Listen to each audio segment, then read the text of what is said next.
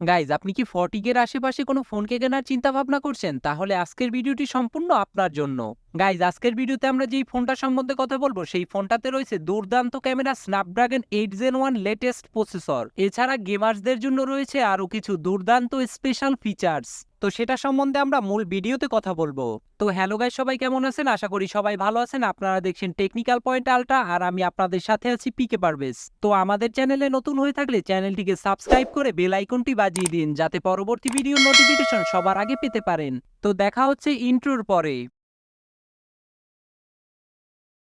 Welcome back. তো এতক্ষণ আমরা কথা বলছিলাম আইকো নিও 8 সম্বন্ধে, যেটা 50,000 টাকায় লঞ্চ হলেও বর্তমানে কিছুটা দাম কমে 40,000 টাকার আশেপাশে পাওয়া যাচ্ছে। আর বর্তমান বাজার বিশ্লেষণ করলে দেখা যায় এই ফোনটা এই বাজেটে অনেক দুর্দান্ত কিছু অফার করছে। তো সবার প্রথমেই কথা বলা যাক এই ফোনটার ডিজাইন নিয়ে। এই ফোনটার বডিটা প্লাস্টিক বিল্ডের তৈরি, তবে ব্যাক সাইডে গ্লাস ইউজ করা হয়েছে, যেটা এই ফোনটার সৌন্দর্যকে আরো বাড়িয়ে দিয়েছে। তবে আই থিঙ্ক বডিটা যদি মেটালের হতো তাহলে ফোনটার সৌন্দর্য আরো বৃদ্ধি পেত।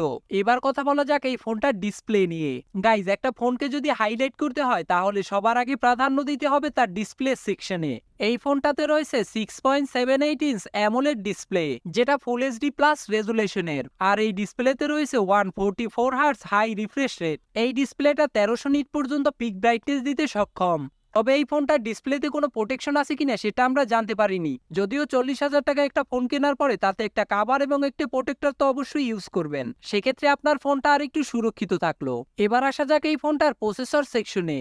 গাইজ, এই ফোনটাতে রয়েছে কলকম স্ন্যাপড্রাগন 8+ জেনারেশন 1 প্রসেসর, যেটা 2022-এর লেটেস্ট প্রসেসর। এছাড়া এই ফোনটার গ্রাফিক্স সেকশনে রয়েছে অ্যান্ড্রেনো 730, আর এই ফোনটা বর্তমানে রান করছে অ্যান্ড্রয়েড 13-এ। আর এই ফোনটি বর্তমানে দুটি ভ্যারিয়েন্টে পাওয়া যাচ্ছে, 12 জিবি এবং অপরটি 16 জিবি, এবং স্টোরেজ টাইপ হচ্ছে 256 জিবি এবং 512 জিবি। গাইজ, এই ফোনটাতে তারা গেমিং এক্সপেরিয়েন্স এবং ক্যামেরা সেকশনকে ইমপ্রুভ করার জন্য আইকোর নিজস্ব চিপ V1 ব্যবহার করা হয়েছে, যেটা আপনার গেমিং এক্সপিরিয়েন্সকে ওই লেভেলে নিয়ে যাবে। এই ফোনটাতে ব্যবহার করা হয়েছে in display fingerprint scanner. Guys, এবার আসা যাক এই ফোনটার ক্যামেরা সেকশনে। গাইজ, এই ফোনটার ব্যাক সাইডের মেইন শুটার হচ্ছে 50 মেগাপিক্সেল আইসোসেল জেন 1, এবং দ্বিতীয়টি হলো 2 মেগাপিক্সেলের ডেপথ সেন্সর। গাইজ, কোনো জায়গায় কমতি না রাখলেও আইকো এই জায়গাটা একটু কমতি রেখেছে, কারণ এই বাজেটের একটা ফোনে আলট্রা ওয়াইড শুটার পাওয়া যাবে না, এটা ভাবতেই অবাক লাগে। সেক্ষেত্রে আপনি যদি এই ফোনটিকে কেনেন এই দিক থেকে একটু স্যাক্রিফাইস করতে হবে।